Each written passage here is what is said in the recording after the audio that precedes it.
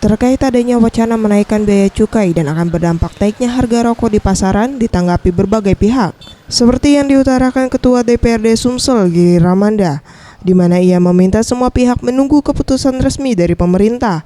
Namun pada dasarnya di akhir tahun 2016 ini akan terjadi kenaikan cukai rokok dengan kisaran 11%.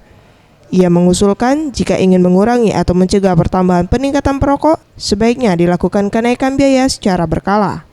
Pada dasarnya di akhir 2015 awal 2016 sudah terjadi kenaikan cukai rokok sebesar kurang lebih 11%. Jadi apakah suatu hal yang wajar apa tidak ketika mau dinaikkan dalam 1 tahun 2 kali?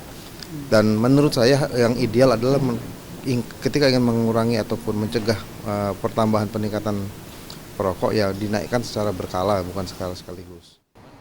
Sementara itu Alex Nurdin, Gubernur Sumsel, terkait adanya wacana kenaikan harga rokok, ia berharap jangan sampai terjadi PHK besar-besaran. Namun di sisi lain, rencana kenaikan cukai akan mempengaruhi pendapatan negara menjadi lebih baik. Ya jangan ngerokok. Ya kan? Nah, cuman dicari kompensasinya. Jangan sampai terjadi PHK besar-besaran. Justru kalau katanya berkurang pendapatan negara dari itu, justru naikkan ini untuk mendapatkan pendapatan negara yang lebih tinggi, dinaikkan cukainya, makanya harganya tinggi. Mega Dwi Handayani, Gusti Putu Sumertayasa, Sriwijaya TV.